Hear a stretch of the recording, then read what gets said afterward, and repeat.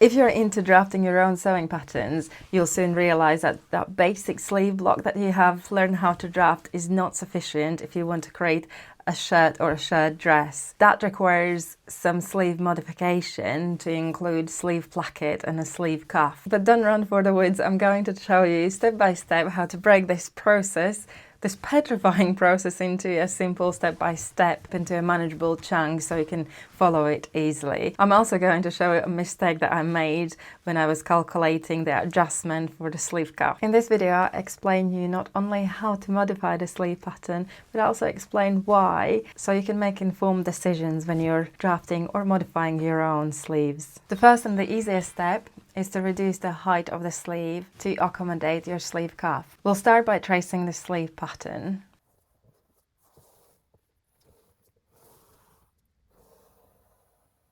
And reducing the height of it by taking the actual measurement from the sleeve cuff. Here it is important that you don't repeat the same mistake that I did when I drafted the previous sleeve pattern. If you followed my tutorial on how to draft the cuff pattern, you will remember that I created the sleeve cuff pattern to be double height of the finished sleeve cuff, and I explained in that video why I did it. But here it is important that you only use the actual sleeve cuff width, because otherwise your sleeve is going to be way too short. The next step is to reshape the sleeve opening into an S shape. The reason for that is so that firstly the sleeve fits nicely around your wrist without flaring away from the body, and secondly this will ensure that the side seams meet completely, creating a seamless transition from one side to another rather than having like a rugged edge. So the next step is to position the sleeve slit. The sleeve slit needs to be halfway between the center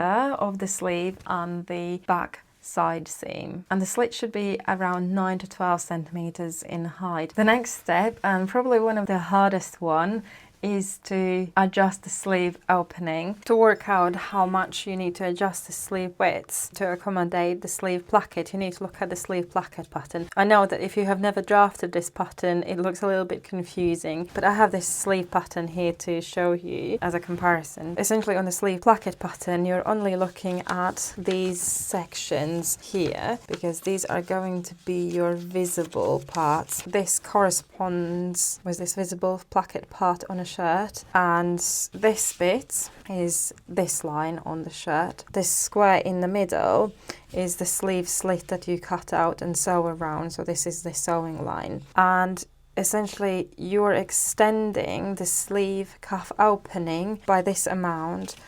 So this is your sleeve placket, the visible part of the sleeve placket and the hidden part of the sleeve placket.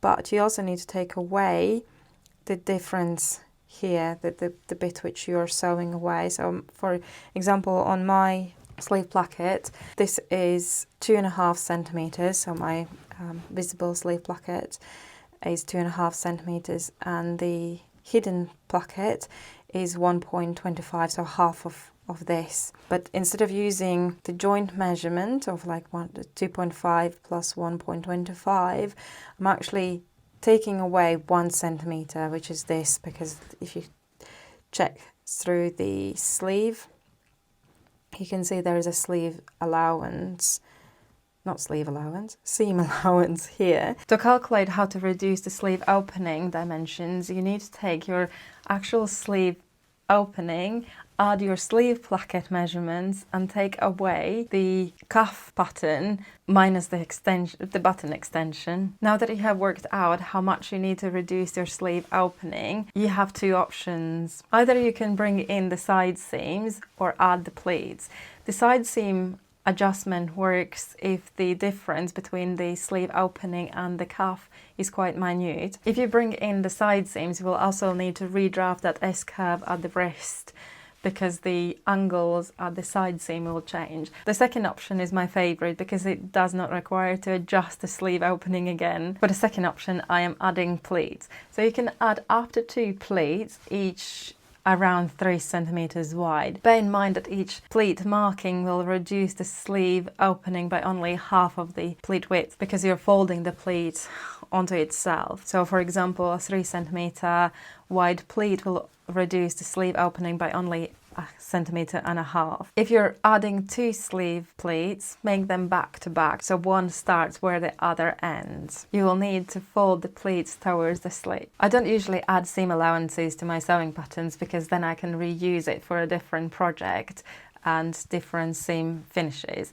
But for this tutorial, I'm adding the sleeve allowances for demonstration purposes. If you want to know in more details how to add the seam allowances, I've got a separate video here on YouTube that I will link in the description below. Once you have modified the basic sleeve block, you can pair it with a bodice block and a placket and a sleeve cuff to create a classic shirt pattern. I have 2 separate videos on how to draft the sleeve placket and the sleeve cuff, which I will link in the description below. I love making self-drafted sewing patterns because then it means that the pattern is going to fit me perfectly. And I'm trying to convey this message to you today that it's actually not that hard. This particular pattern is part of my shirt sewing and pattern drafting series. In my shirt drafting series, I'm showing you how to not only draft a shirt pattern, but also how to sew all of the components together to create a perfectly fitting shirt. If you love this video but prefer it in a slower pace, I've got a blog post for exactly this step that I will link in the description below.